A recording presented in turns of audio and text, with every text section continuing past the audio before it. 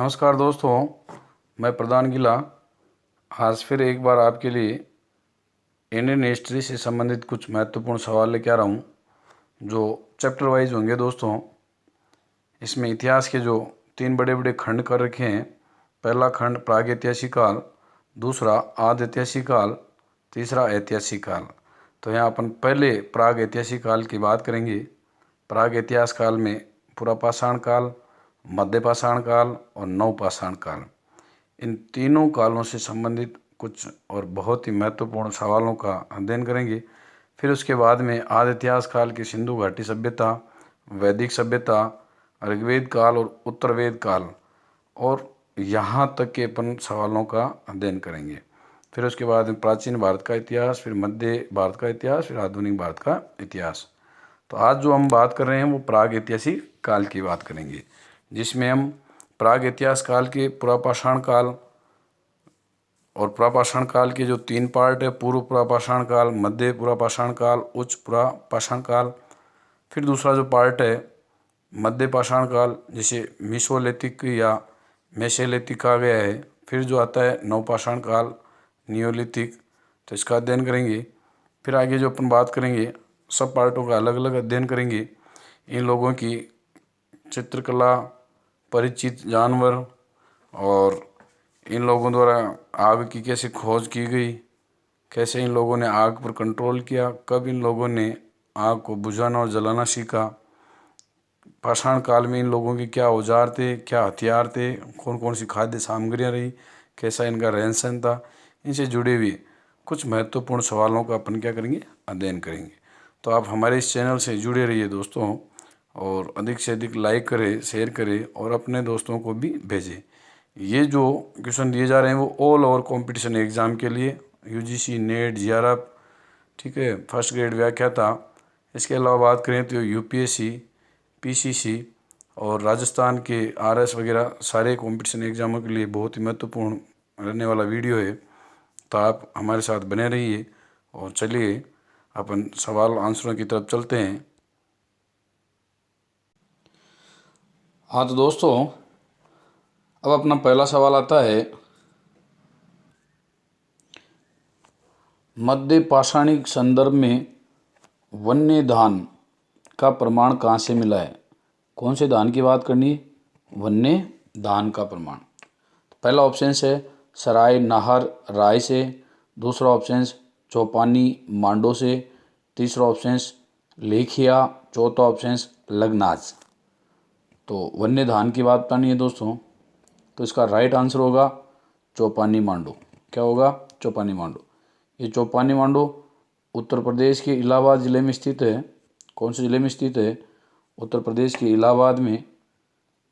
और इसकी बात करें अपन दोस्तों इस चौपानी मांडो की, तो इसकी खोज जो की थी वो की थी बी मिश्रा ने। किसने की थी?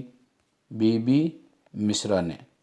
और बी मिश्रा को यहाँ से 13 अंडाकार, या आप यूँ कह सकते हैं कि मधुमक्खियों की छाते जैसी झोपड़ियाँ प्राप्त हुई थी।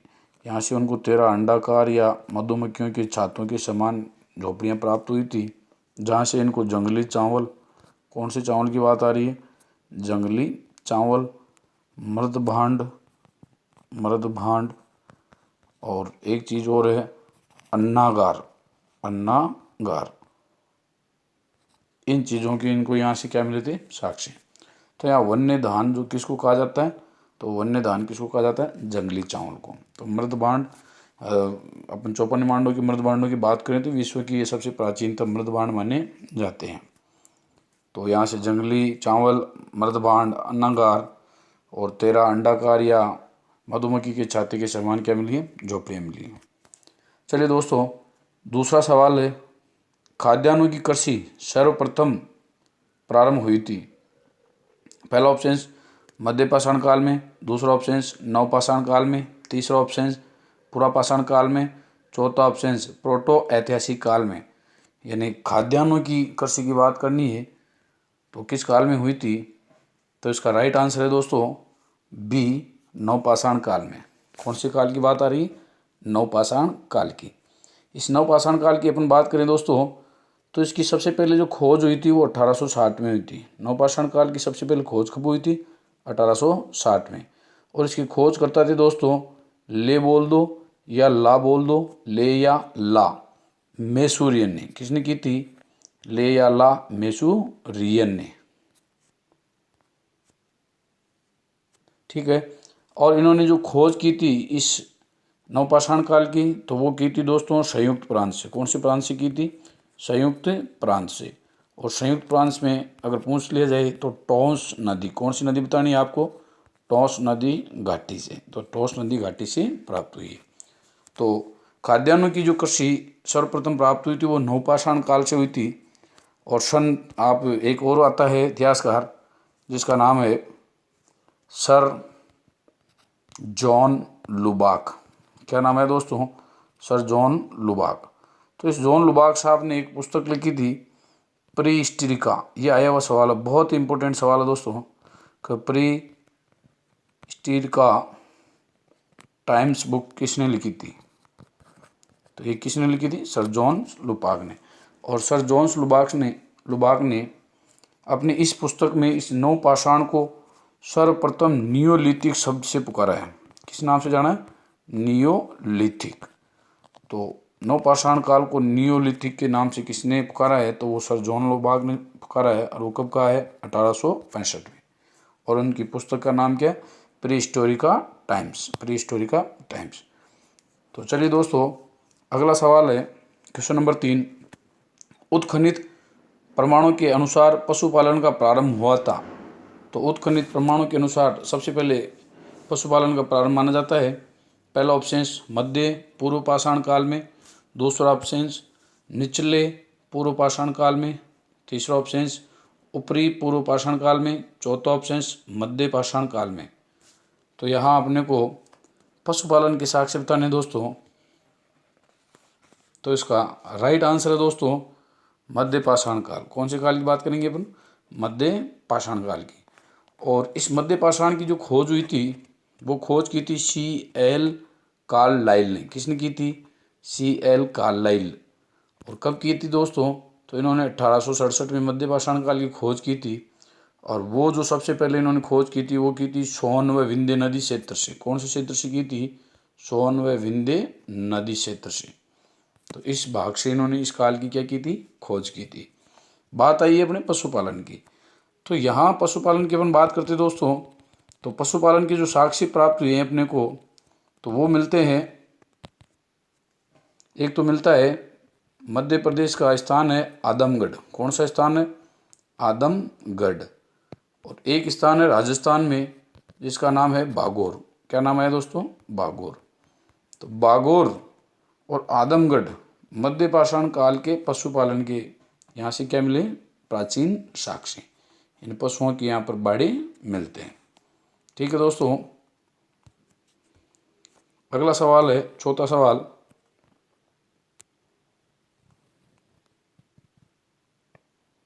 जो इस प्रकार है कि ताम्राश्म काल में महाराष्ट्र के लोग मृतक के शरीर को परश के नीचे किस तरह रखकर दफनाते थे?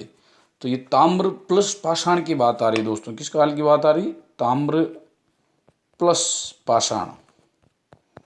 तो ताम्र पाषाण काल में महाराष्ट्र यानी दक्षिण भारत के लोग मृतक के शरीर को किस दिशा की ओर लौटाते थे, इसके बारे में पूछ रही है।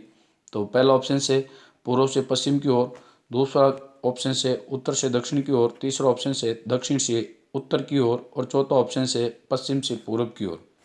तो इसका राइट क्या आंसर होगा दोस्तों? इसका राइट आंसर होगा उत्तर से दक्षिण की ओर। बिल्कुल नोट करिए इसको कि ताम्र प्लस पाषाण काल में महाराष्ट्र के लोग मृतक के शरीर को पृष्ठ के नीचे जो कैसे रखते थे, तो ध्यान रखना है दक्षिण से उत्तर की ओर। अगला सवाल अपना पांचवा सवाल जो इस प्रकार है कि प्राचीन भारत में हुई वैज्ञानिक प्रकृति के संदर्भ में निम्नलिखित में से कौन सा कथन सही है? तो यहाँ पर सही कथन को ढूंढना है दोस्तों। कौन से कथन को पहचाना आपको? सही कथन को। पहला कथन, प्रथम शताब्दी ईस्वी में विभिन्न प्रकार के विशिष्ट शल्य औजारों का उपयोग आम था। दूसरा ऑप्शन, तीसरी शताब्दी ईस्वी के आरंभ में मानव ने शरीर के आंतरिक अंगों का प्रत्यारोपण शुरू कर दी चुका था। तो यहाँ आंतरिक अंगों का प्रत्यारोपण आ रहा है। फिर तीसरा ऑप्शन, 5वीं शताब्दी ईस्वी में कोण की ज्या का सिद्धांत ज्ञात था। तो यहाँ कोण की ज्या का ध्यान रखना है। और चौथा ऑप्शन से 7वीं सदी ईस्वी में चक्रीय चतुर्भुज का सिद्धांत ज्ञात था। तो कौन से चतुर्भुज की बात ध्यान रखनी है? चक्रीय। तो कौन सा कथन सत्य है कि प्रथम सदी की बात आ रही है? तो प्रथम सदी पूछते हैं तो प्रथम सदी विशिष्ट शल्य औजार, बिल्कुल सही है दोस्तों ये। फिर जो अपन देखते हैं तो दूसरा ऑप्शन ये है, इसको गलत मानते हैं। तीसरी सदी में ये आंतरिक अंगों का प्रत्यारोपण शुरू नहीं हुआ था। तीसरा ऑप्शन है जो सही है, 5वीं शताब्दी में कोण की ज्या का सिद्धांत ज्ञात कर लिया था।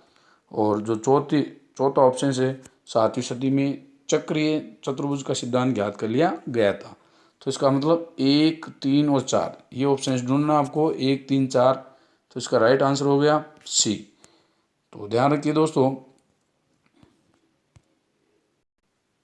अगला छठा सवाल आता है, दक्षिण भारत के वृद्ध पाषाण समाधियाँ संबंधित है। तो वह काल बताना दोस्तों। तो पहला ऑप्शन है नवपाषाण काल से, दूसरा ऑप्शन पूर्व पाषाण काल से, तीसरा ऑप्शन ताम्र पाषाण काल से, चौथा ऑप्शन लौह काल से। तो दक्षिण भारत की वृद्ध पाषाण समाधियों की बात है तो इसका राइट आंसर होगा दोस्तों लौह युग से। कौन से युग से होगा? लौह युग से। दोस्तों अपन लौह युग की अपन बात करें तो मानव ने सबसे पहले जो प्रयोग किया था वो तांबे धातु का किया था। किसका किया था दोस्तों? तांबे धातु। तांबे के बाद में फिर दूसरा जो नंबर आया वो आया था कांसे का। किसका नंबर आया था? कांसे का। तो इन्हें ताम्र युग और कांस्य युग के बाद जो युग चला था वो चला था लोहा युग। कौन सा युग चला था दोस्तों? लोहा युग। तो लोहा युग की बात आ रही है यहाँ पर, तो लोहा युग चला था। और इस लोहा युग की अपन बात करें तो इनको मृत बाणों से भी पहचान सकते हैं।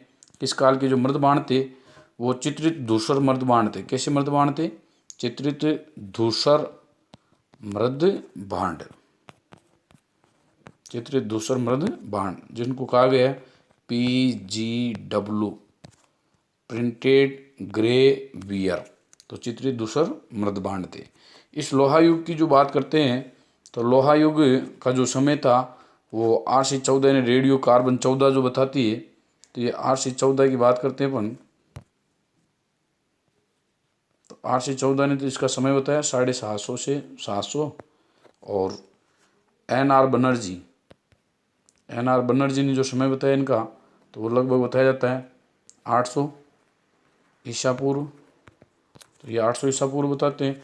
और कई कई स्थानों पर इसका जो समय आता है वो 1400 ईसा पूर्व के आसपास आता है। और लोहा युग के जो अवशेष मिले अपने को वो अंतरजी खेड़ा। कौन से स्थान की बात करेंगे अपन? अंतरजी खेड़ा। यहाँ से अपने को लोहे की दतारी प्राप्त हुई जो सबसे पहले प्राचीन लोहे के अवशेष माने गए। फिर आलमगीरपुर, उसके बाद बात करें अहिछत्रपुर, नौहर, रोपड़, हस्तिनापुर, श्रावस्ती, मालवा, एरण, नागदा आदि जो है वो सब लोहा युग के हैं। तो यहाँ वृद्ध पाषाण जो समाधियाँ थी वो दक्षिण भारत की विशिष्ट शैली थी, तो वो इस काल की थी दोस्तों। अगला जो 7वां सवाल आता है वो इस प्रकार है, निम्न पूर्व पाषाण काल के मानव के बारे में निम्नलिखित में से कौन सा तथ्य सही है? तो कौन से काल के मानव की बात करनी है अपने को? निम्न पूरा पाषाण काल की। इन्हें सबसे पहले पार्ट की बात करनी है। वह कौर उपकरणों का प्रयोग करता था। बी ऑप्शन, वह पालिशदार कुल्हाड़ी का प्रयोग करता था। सी ऑप्शन, वह पशुपालक था। डी ऑप्शन, वह लघु पाषाण उपकरणों का प्रयोग करता था। तो निम्न पाषाण काल के मानव की सही जानकारी बतानी है तो इसका जो राइट आंसर होगा वो है वह कौर उपकरणों का प्रयोग करता था। कौन से उपकरणों का प्रयोग करता था? वो कौर उपकरणों का। यानी पालिशदार कुल्हाड़ी का प्रयोग नहीं करता था, पशुपालक नहीं था वो, लघु पाषाण उपकरणों का प्रयोग नहीं करता था वो। ठीक है दोस्तों। अगला जो सवाल आता है अपना 8वां सवाल वो इस प्रकार है कि प्राचीन कलाकृतियों का प्रमाण संबंधित है। तो यहाँ काल से जुड़ा हुआ है कि प्राचीन कलाकृतियों का प्रमाण किससे संबंधित है? तो मध्य पूर्व पाषाण काल से, निम्न पूर्व पाषाण काल से, उच्च पूर्व पाषाण काल से, या फिर मध्य पाषाण काल से। तो कलाकृतियों की बात आ रही है दोस्तों, कलाकृतियों से जुड़ा हुआ, तो कलाकृतियों से जुड़ा हुआ जो काल है वो कौन सा है? तो इसका राइट आंसर है सी, उच्च पूर्व पाषाण काल। दोस्तों ये पुरापाषाण काल का अंतिम पार्ट है। पुरापाषाण काल का कौन सा पार्ट है? ये अंतिम पार्ट है, तो इसको कहा गया उच्च पूर्व पाषाण काल। तो इस काल में आते आते एक नया चकमक उद्योग आ गया था। कौन सा आ गया था? नया उद्योग आया था, नया चकमक उद्योग। तो इसी काल की देन हो नया चकमक उद्योग। फिर अपन नेक्स्ट बात करें तो यहाँ पर ब्लेड,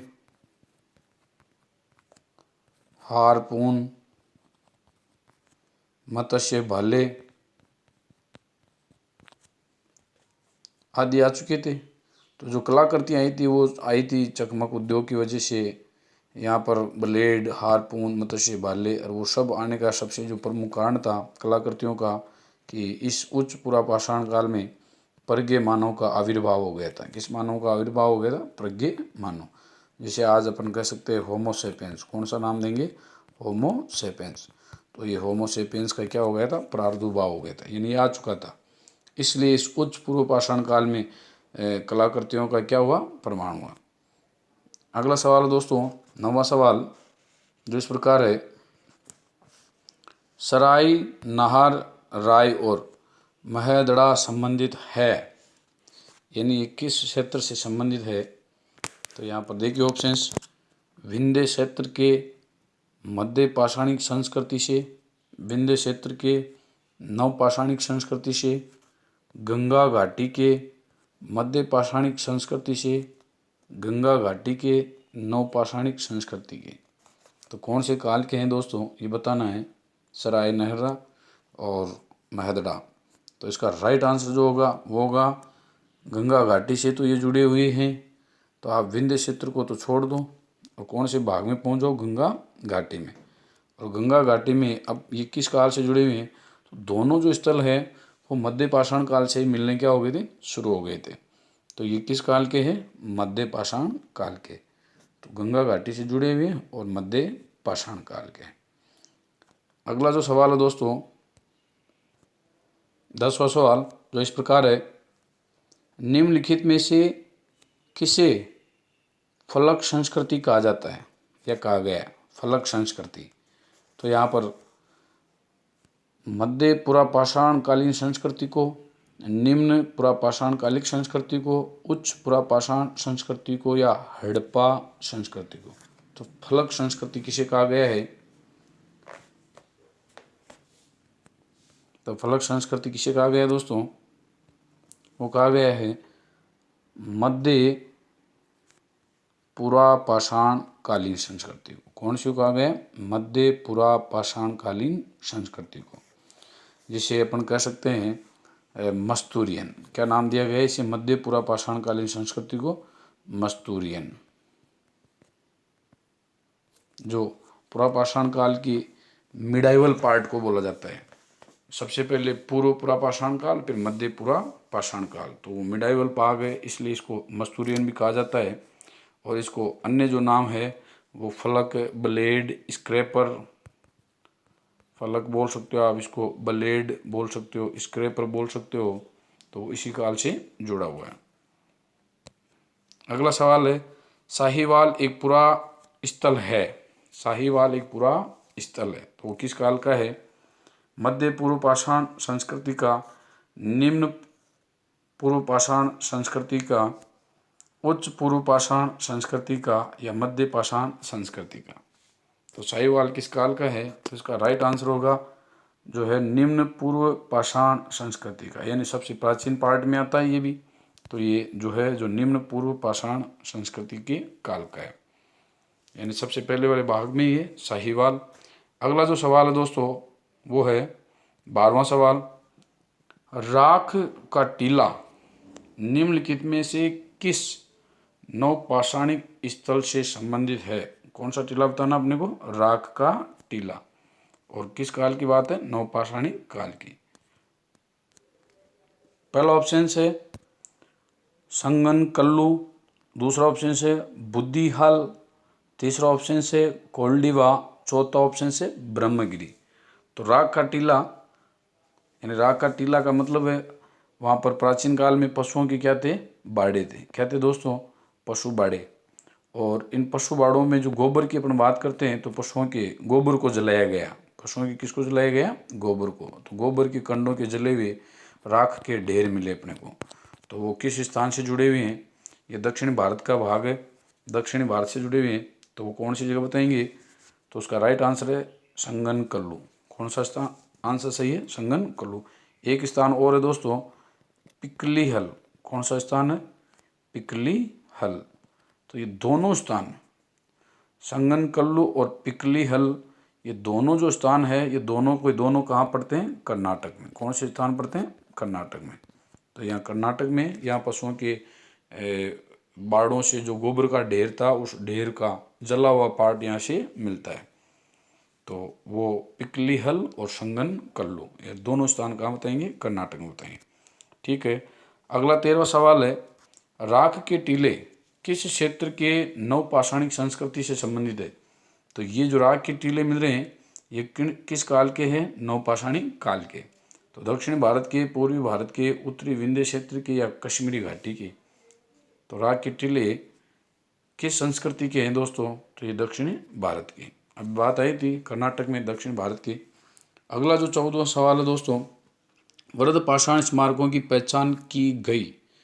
वृद्ध यानी बड़े बड़े पाषाण स्मारक बने थे दक्षिण भारत में, तो उनकी पहचान कैसे की गई? मृतक को दफनाने के स्थानों के रूप में, सन्यासियों की गुफाओं के रूप में, मंदिरों के रूप में, या उपयुक्त में से कोई नहीं। तो दक्षिण भारत में जो बन रही थी पाषाण स्मारक, तो वो किसके रूप में थे? मृतकों को दफनाने के स्थानों के रूप में। तो इसका राइट आंसर हो गया ए। अगला 15 सवाल है, दक्षिण भारत की महापाषाणिक समाधियों को किस काल से संबंधित माना जाता है? तो दक्षिण भारत में जो महापाषाणिक समाधियाँ थी वो किस काल से थी? नवपाषाण काल, पूर्व पाषाण काल, ताम्रपाषाण काल या लोहायुग। तो ये किस काल से जुड़ी हुई थी? आंसर दिया होगा दोस्तों आपने। तो ये किस काल से जुड़ी हुई है? लोहा युग से। कौन से युग से जुड़ी हुई थी? लोहा युग से। देखो दोस्तों, अपन बात करते हैं तो इस लोहा युग को या महापाषाण युग को समझने के लिए आप थोड़ा सा 2 मिनट देखिए। बात करते हैं, यह है अपना भारत। क्या है दोस्तों? भारत। बात करते हैं दोस्तों, जो पाषाण काल था वो भारत में अलग अलग भागों में अलग अलग समय पर समाप्त हुआ है। क्योंकि ये भारत का उत्तरी भाग है, ये दक्षिणी, ये पूर्वी भाग है, ये पश्चिमी भाग है। ठीक है, उत्तर, दक्षिण, पूर्व, पश्चिम, तो ये भाग है। तो हमेशा भारत में जो संस्कृति विस्तार कर रही है, ये नयापन जो आ रहा है, हमेशा सीखने को मिल रहा है या जल्दी जल्दी परिवर्तन हो रहे हैं, वो हमेशा इस भाग से होते हैं। किस भाग से होते हैं? इस वाले भाग से। इन उत्तरी पश्चिमी भाग में हमेशा बदलाव जल्दी आता था। ठीक है। तो जो पाषाण काल हुआ था वो भारत में अलग अलग क्षेत्रों में अलग अलग समय समाप्त हुआ था। सबसे पहले ये जो पाषाण काल था वो इस वाले पार्ट में, इन उत्तरी पश्चिमी भारत में, इस वाले पार्ट में ये नवपाषाण काल जो है वो 2500 ईसा पूर्व क्या हो गया था? समाप्त। तो यहाँ पर 2500 ईसा पूर्व समाप्त हो गया। इधर अपने बात करें तो इस वाले पार्ट की, तो यहाँ जो तो चलती है सिंधु घाटी की सभ्यता, और यहाँ चलता है ताम्र प्लस पाषाण। ताम्र प्लस पाषाण। तो यानी ये तो लोग तांबे की खोज करते हैं सिंधु घाटी, तांबे के साथ कांसे का भी निर्माण करते हैं। किसका निर्माण करते हैं? कांसे का। तो इन्होंने तांबा और तांबे के अलावा क्या शुरू कर दिया था सिंधु घाटी सभ्यता लोगों ने? कांसा। अब ये लोग जो है ये 2500 में समाप्त हो गया। यहाँ जो बात करते हैं ये आ जाता है तकरीबन 1400 ईसा पूर्व तक। कब तक की बात आती है? 1400 ईसा पूर्व तक। यानी 1400 ईसा पूर्व तक ये लोग तांबा प्लस पत्थर, इन दोनों का एक साथ क्या करते हैं? प्रयोग करते हैं। और नीचे अपन दक्षिण भारत की बात करते हैं दोस्तों, तो दक्षिण भारत में नवपाषाण काल जो समाप्त होता है वो होता है 1000 से 800 ईसा पूर्व के आसपास। तो ये यहाँ पर पाषाण काल की समाप्ति होती है 1000 से 800 ईसा पूर्व के आसपास। यहाँ बड़े बड़े महापाषाण काल हुआ, यानी बड़े बड़े पत्थरों का और कब्र के रूप में प्रयोग किया गया। तो देखो उत्तर भारत में पाषाण काल की समाप्ति हो गई 2500 साल पहले। मध्य भारत में जो पाषाण काल की समाप्ति हो रही है वो 1400 ईसा पूर्व, और दक्षिण भारत में जो इस महापाषाण काल की समाप्ति हो रही है वो कब हो रही है 1000 से 800 ईसा पूर्व। तो यानी यहाँ कभी भी सिंधु घाटी सभ्यता या ताम्र सभ्यता नहीं चली थी। जब उत्तरी भारत में सिंधु घाटी की सभ्यता चल रही थी तब मध्य भारत में ताम्र प्लस पाषाण चल रहा था, और दक्षिण भारत में तब तक पाषाण चल रहा था, यानी महापाषाण चल रहा था। ठीक है दोस्तों, तो ये समाधियाँ कब की बताओगे? लोहा काल की। इसमें बड़ी बड़ी समाधियाँ डोल मेल मेजनुमा। ठीक है, अगला जो 16वां सवाल है, प्राचीन काल में आर्यों के जीविकापार्जन का मुख्य साधन क्या था? आर्य लोगों के, तो पहला ऑप्शन शिकार, दूसरा कृषि सी, तीसरा है शिल्प कर्म, और चौथा है व्यापार। तो प्राचीन आर्यों का मुख्य कृषि जो वो है, वो जीविकोपार्जन क्या है? वो कृषि कार्य। 17वां जो सवाल है, निम्नलिखित में से किसको चालकोलिथिक युग के नाम से जाना जाता है? किस नाम से? चालकोलिथिक युग। कि किस काल को चालकोलिथिक कहा जाता है? तो नवपाषाण युग को, पुरापाषाण युग को, ताम्रपाषाण युग को, या लोहा युग को। तो चालकोलिथिक किसे कहा जाता है दोस्तों? कॉपर एज को चालकोलिथिक के नाम से जाना गया है। तो कॉपर एज किसे कहा गया है? ताम्रपाषाण काल को। अगला जो सवाल है वो इस प्रकार है कि लंबवत पुरातात्विक उत्खनन के द्वारा किसी संस्कृति के इनमें से किस पक्ष का विशेष ज्ञान होता है? जब लंबवत खुदाई की जाती है तब किसी भी संस्कृति के कौन से पक्ष की हमें सर्वाधिक जानकारी मिलती है? जिसका पहला ऑप्शन है ए संस्कृति के आकार का, दूसरा ऑप्शन संस्कृति के विस्तार का, तीसरा ऑप्शन संस्कृति के स्वरूप का, और चौथा ऑप्शन है संस्कृति के माप का। तो यहाँ बात आती है लंबवत उत्खनन से। तो लंबवत उत्खनन से जो जानकारी प्राप्त होती है वो संस्कृति के काल के मापन की जानकारी प्राप्त होती है। किसकी जानकारी होती है? संस्कृति के काल के मापन की जानकारी। अगला सवाल है दोस्तों, इसका डी आंसर है 19वां सवाल है, आलमोड़ा के निकट लखू ओडियार पर लाल रंग से उकेरी गई जो मानव आकृति मिली है वे किस काल की है? तो कौन से रंग की बात आनी है? लाल रंग की बात आती है। तो वह किस काल की है दोस्तों? तो यहाँ 19वां सवाल, कुषाण काल, वैदिक काल, पाषाण काल, या चंदन काल। तो देखो आलमोड़ा जो स्थान है लखोरियाड़ में, तो ये कौन से काल का है? पाषाण काल का। तो इसका राइट आंसर क्या हो गया? पाषाण काल। अगला जो सवाल है 20वां सवाल, पूर्व पाषाण कालीन मानव का मुख्य धंधा था मिट्टी के बर्तन बनाना, कृषि, पशुपालन, या शिकार खेलना। तो यहाँ पूर्व पाषाण काल के बारे में बताना है कि पूर्व पाषाण काल के मानव का मुख्य धंधा, तो मुख्य व्यवसाय धंधा था उनका शिकार करना। क्या करना था? शिकार करना। तो इनका मुख्य व्यवसाय वैसे देखा जाए तो भोजन संग्रहण व आखेट शिकार था। अगला जो सवाल आता है दोस्तों 21वां सवाल है, गर्त निवास। किसकी बात आ रही है? गर्त निवास। तो गर्त निवास में से किस संस्कृति का विशिष्ट लक्षण है कि ये कौन से क्षेत्र से या कौन से भाग से मिलते हैं गर्त निवास?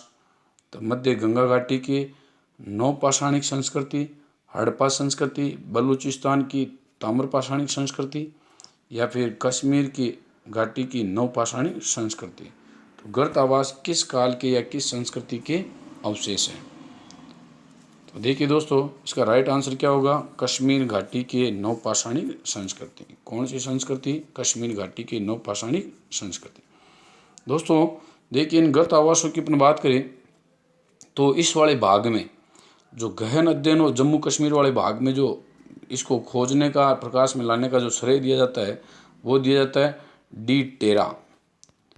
विद्वान है, पुरातत्वविद है डी टेरा, वह एक इनका मित्र है जिसका नाम है पीटरसन। तो डी टेरा व पीटरसन ये दो मित्र हैं, और इन्होंने 1935 में, कब की घटना है? 1935 में इस कश्मीर के भाग में इन क्षेत्रों को खोजने का इनको क्या जाता है? श्रेय दिया जाता है। यहाँ जो एक स्थान है जिसका नाम है बुर्ज होम, बुर्ज होम की खोज इन दोनों ने की थी, डी टेरा व पीटरसन ने। तो बुर्ज होम। तो दोस्तों बुर्ज होम की अपन बात करते हैं। बुर्ज होम। तो बुर्ज होम का मतलब आप ये मत बताना कि गड्ढे वाला घर। बुर्ज होम का मतलब होता है बुर्ज वृक्ष। बुर्ज नाम से वहाँ पर क्या थे? वृक्ष। तो बुर्ज वृक्ष का स्थान क्षेत्र यानी ए पैलेस ऑफ ब्रेच, यानी ब्रेच यानी बुर्ज वृक्ष के स्थान वाला घर। और एक और जो है वो स्थान है यहाँ पर जो गड्ढे के घर मिले थे, गड्ढे वाले घर मिले थे, जिसका नाम है गुफ कराल। क्या नाम है दोस्तों? गुफ कराल। तो यानी यहाँ दोनों जगह से बुर्ज होम और गुफ कराल दोनों जगह से गर्त आवाज के क्या मिले? साक्ष्य। इस गुफ कराल की खोज जो खोज की गई थी वो की थी A.K. शर्मा ने। किसने की थी? A.K. शर्मा ने। और गुफ कराल का मतलब हुआ दोस्तों, गुफ कराल का मतलब होता है कि कुम्हार की गुफा। किसकी गुफा दोस्तों? कुम्हार की गुफा। तो इसे कहा गया कुम्हार की गुफा।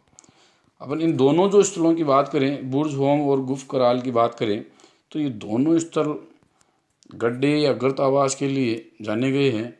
और ये 3 काल से रिलेटेड है। कितने काल से दोस्तों? 3 काल से। एक तो ये नवपाषाण काल से जुड़े हुए स्थल हैं, नवपाषाण।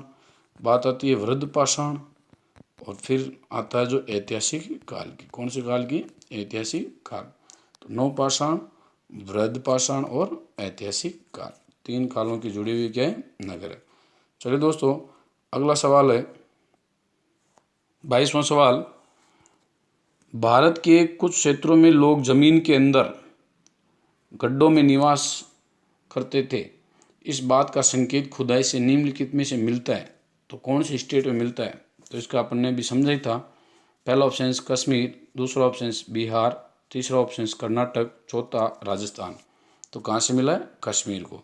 और कभी पूछा जाए कश्मीरी घाटी को खोजने का श्रेय किसे दिया जाएगा, तो ध्यान रखना डी टेरा व उनके मित्र जिसका नाम क्या? पीटरसन। इस जो टीम ने जो काम किया है वो बहुत अच्छा काम किया। और इन्होंने जो खोज का काम किया वो 1935 में। कब की बात है? 1935। अगला जो नेक्स्ट सवाल है दोस्तों वो है नवपाषाण कालीन गर्त निवासों के अवशेष कहाँ से मिले थे? तो पहला ऑप्शन से बुर्ज होम, दूसरा ऑप्शन से गुफ कराल, तीसरा ऑप्शन से कोचई और चौथा ऑप्शन से महगढ़ा। ठीक है दोस्तों, अब यहाँ जो आ रहा है कि सही कूट का चयन करें, सही कूट का चयन करें। तो इसमें पहला जो ऑप्शन है उसमें कह रहा है कि दूसरा तीसरा, दूसरा ऑप्शन है पहला और चौथा, तीसरा जो ऑप्शन है तीसरा और चौथा, और चौथा जो ऑप्शन है वो कह रहा है कि पहला और दूसरा। तो इसका जो राइट आंसर है वो है डी, यानी 1 और 2, 1 और 2, बुर्ज होम और गुफ कराल। और दोनों कहाँ से जुड़े हुए हैं? जम्मू कश्मीर। इसकी खोज आपको पता है डी टेरा ने की थी और इसकी खोज की थी A.K. शर्मा ने। इसे कहा जाता है कुमार की गुफा का घर और इसे कहा जाता है बुर्ज वृक्ष का स्थान। ठीक है दोस्तों, अब अगले नेक्स्ट वीडियो में मिलते हैं। इस सिंधु घाटी सभ्यता के से पहले ये प्राग इतिहास काल से जुड़े हुए सवाल है दोस्तों। जो प्राग ऐतिहासिक काल में पुरापाषाण काल के 3 पार्ट हैं, जिसमें पूर्व पुरापाषाण काल बोल सकते हो या उसे निम्न पुरापाषाण, फिर मध्य पाषाण, फिर नव पुरापाषाण काल। तो पुरापाषाण काल के तीनों पार्टों का यहाँ पर उल्लेख होगा। तो इसके सारे सवालों को अपन सोल्व करेंगे। और एक बार थोड़ा सा ध्यान से बैठिए। 70-75 सवाल है प्रागैतिहासिक काल के। अगर आप एक बार इनको अच्छी तरीके से देख लोगे तो UGC net JARA first grade व्याख्याता, इसके अलावा आप और भी RS या कोई भी सब्जेक्ट के लिए कॉम्पिटिटिव एग्ज़ाम दे रहे हैं तो ऑल ओवर कॉम्पिटिशन में ये आपके काम में आने वाली चीज़ है। तो अगले नेक्स्ट वीडियो में और अपन देखते हैं इनको। धन्यवाद जी, राम राम साहब।